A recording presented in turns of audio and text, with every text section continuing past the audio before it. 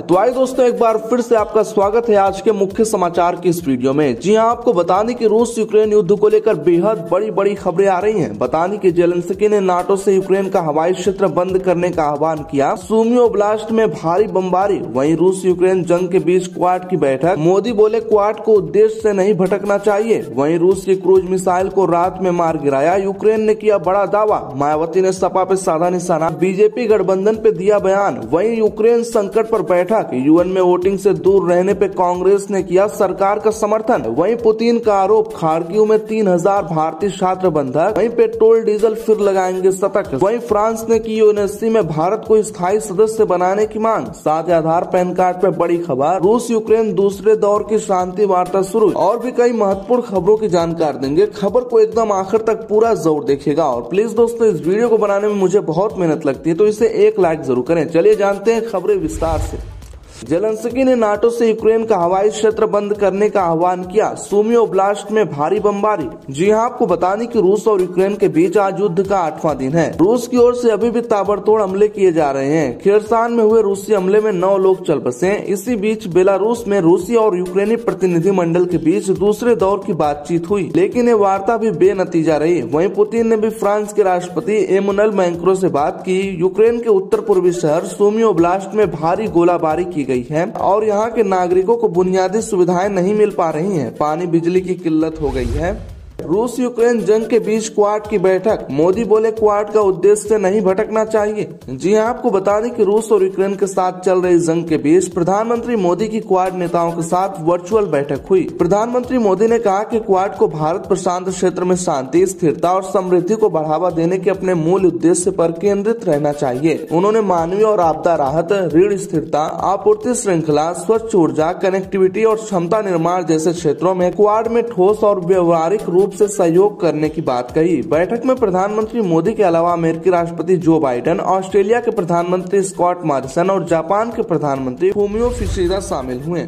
मायावती ने सपा पे साधा निशाना। बीजेपी से चुनाव बाद गठबंधन पर दिया ये जवाब। जी हां, आपको बता दें कि उत्तर प्रदेश के सियासी समर में 6 चरणों के लिए वोटिंग हो चुकी है, जबकि 1 चरण के लिए मतदान बाकी है। पूरे चुनाव प्रचार के दौरान बसपा प्रमुख मायावती ज्यादा नजर नहीं आई। धीमे प्रचार और चुनाव बाद बीजेपी के साथ की अटकलों पर मायावती ने कई बड़ी बातें कही। बसपा सुप्रीमो ने कहा कि हमारे काम करने का मेरा तरीका अलग है। हम दूसरी पार्टियों की नकल नहीं करते हैं। न मैं कभी रोड शो करती हूँ, न गली मोहल्ले में कभी जाती हूँ। अपने कैडर को अलग तरीके से तैयार किया है।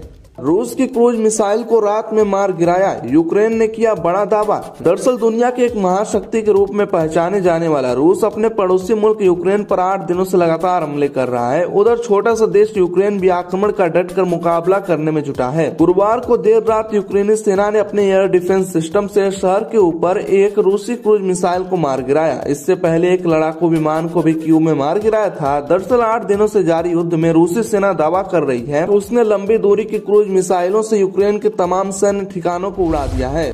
यूक्रेन संकट पर बैठक। यूएन में वोटिंग से दूर रहने पर कांग्रेस ने किया सरकार का समर्थन। राहुल गांधी ने उठाया ये मुद्दा। जी हां, आपको बताने कि यूक्रेन में अभी भी हजारों भारतीय नागरिक फंसे हुए हैं। भारतीयों को वापस लाने के लिए ऑपरेशन गंगा चलाया गया है। इस मिशन के तहत कई भारतीयों को सकुशल स्वदेश लाया जा चुका है। यूक्रेन के ताजा हालातों पर विदेश मंत्रालय की सलाहकार समिति की बैठक हुई। इस बैठक में 6 विभिन्न दलों के 9 सांसद शामिल हुए। कांग्रेस नेता राहुल गांधी ने इस बैठक में चीन और पाकिस्तान के रूस के करीब आने का मुद्दा उठाया। हालांकि उन्होंने कहा कि प्राथमिकता अभी यूक्रेन से छात्रों को निकालना है। कांग्रेस नेताओं ने संयुक्त राष्ट्र में मतदान से दूर रहने के सरकार के रुख का समर्थन किया। भारत में मेडिकल की पढ़ाई के खर्च पर नीतीश ने जताई चिंता। बोले नहीं पता था कि यूक्रेन में इतने भारतीय छात्र। जी हां, आपको बताने कि बिहार के मुख्यमंत्री नीतीश कुमार ने आश्चर्य जताया है कि देश के हजारों बच्चे यूक्रेन में मेडिकल की पढ़ाई करने जाते हैं और उन्हें इसके बारे में हाल ही में जानकारी मिली है। विधानसभा में प्राइवेट कॉलेजों में फीस तय करने को लेकर हो रही चर्चा के दौरान नीतीश ने कहा कि उन्हें पहले इस बात की जानकारी थी कि विदेश में मेडिकल की पढ़ाई करने के लिए कुछ ही बच्चे जाया करते थे, मगर रूस और यूक्रेन के बीच छिड़ी जंग में फंसे भारतीय छात्रों की बड़ी संख्या को देखकर उन्हें इस बात की जानकारी हुई कि हजारों की संख्या में भारतीय छात्र और छात्राएं विदेशों में पढ़ाई के लिए जाते हैं। यूक्रेन युद्ध में सफल हो रही हमारी सेना, पुतिन का बड़ा आरोप। खार्किव में 3000 भारतीय छात्र बंधक। जी हां, आपको बता दें कि रूस के राष्ट्रपति व्लादिमीर पुतिन ने रूसी सुरक्षा परिषद को संबोधित करते हुए कहा कि यूक्रेन की सेना आम लोगों को मानव ढाल के रूप में इस्तेमाल कर रही है। उन्होंने कहा कि सेना ने रिहायशी इलाकों से भारी सैन्य उपकरण हटाने के अपने वादे को पूरा नहीं किया है। पुतिन ने आरोप लगाया कि आवासीय क्षेत्रों, किंडरगार्टन, अस्पतालों में भारी सैन्य उपकरणों को हटाने के वादे को पूरा करने के विपरीत वहां टैंक, तोपे और मोर्टार तैनात किए जा रहे हैं। पुतिन ने आरोप लगाया कि 3000 भारतीय छात्रों को खार्किव स्टेशन पर बंधक बनाया गया है, जबकि सुमी में 576 छात्र बंदी हैं। दोस्तों, वीडियो के बीच में रुक के आपसे एक सवाल, क्या आप रूस के साथ हैं या यूक्रेन के? कमेंट जरूर करें। क्या फिर से लगेगा डीजल पेट्रोल का शतक? 30 रुपए तक बढ़ सकते हैं दाम। जी हां, आपको बता दें कि अंतर्राष्ट्रीय स्तर पर कच्चे तेल की कीमतों में लगातार तेजी जारी है। रूस पर यूक्रेन के हमले के बाद क्रूड ऑयल ने 2014 के बाद पहली बार $100 प्रति बैरल का स्तर पार किया था, लेकिन इतने पर भी इसका उबाल ठंडा नहीं पड़ा है। कई देशों ने इससे बचने के लिए स्ट्रेटेजिक रिजर्व का सहारा लिया। बावजूद क्रूड ऑयल चढ़ता जा रहा है, एक बार फिर $110 प्रति बैरल के पार निकल गया। इसके चलते भारत में जल्दी डीजल और पेट्रोल की कीमतों को बढ़ना भी लगभग तय हो चुका है। आंकड़ों पर गौर करें तो आने वाले दिनों में 30 रुपए प्रति लीटर तक की बढ़ोतरी हो सकती है। रूस यूक्रेन में दूसरे दौर की बातचीत, लोगों की निकासी के लिए गलियारों पर सहमति। जी हां, आपको बता दें कि यूक्रेन और रूस ने नागरिकों के लिए निकासी गलियारों पर सहमति जताते हुए बेलारूस में आज अपने दूसरे दौर की वार्ता शुरू की। वहीं रूसी राष्ट्रपति व्लादिमीर पुतिन ने कहा कि दूसरे सप्ताह में पहुंच चुका सेना का अभियान योजना के अनुसार चल रहा है। बता दें कि यूक्रेन और रूस वार्ता में नष्ट हुए या लगातार गोलाबारी वाले गाँवों और शहरों से नागरिकों को निकालने के लिए मानवीय गलियारों पर सहमति हुई है। गाजियाबाद में पीएनबी के लॉकर में रखे 65 लाख के गहने चोरी, बैंक कर्मचारियों पर एफआईआर। जी हां, आपको बता दें कि गाजियाबाद के थाना सियानी गेट इलाके में स्थित पंजाब नेशनल बैंक के एक ब्रांच में हेराफेरी का अनोखा मामला सामने आया है। बैंक के एक लॉकर में रखी गई करीब 65 लाख रुपए की ज्वेलरी पर किसी ने हाथ साफ कर दिया, लेकिन किसी को इसकी भनक तक नहीं लगी। यहाँ तक कि बैंक कर्मचारी भी इससे अनजान बने रहे। अब बैंक कर्मचारियों पर मुकदमा दर्ज कर लिया गया है। आधार पैन की डिटेल शेयर करने वाले सावधान, सीबीआईसी ने जारी की चेतावनी। जी हां, आपको बताने कि अगर आप भी आधार कार्ड और पैन कार्ड बिना सोचे समझे शेयर कर देते हैं तो एक खबर आपके लिए बेहद काम की है। आपके आधार कार्ड और पैन कार्ड दोनों डॉक्यूमेंट का गलत इस्तेमाल हो सकता है। धोखेबाज इन डिटेल्स का इस्तेमाल जीएसटी चोरी में कर सकते हैं। केंद्रीय प्रत्यक्ष कर और सीमा शुल्क बोर्ड सीबीआईसी ने एक महत्वपूर्ण चेतावनी जारी की है। दरअसल सीबीआईसी ने चेतावनी पर्सनल डेटा की सुरक्षा को लेकर जारी की है, तो आप किसी को भी आधार पैन कार्ड नंबर न शेयर करें।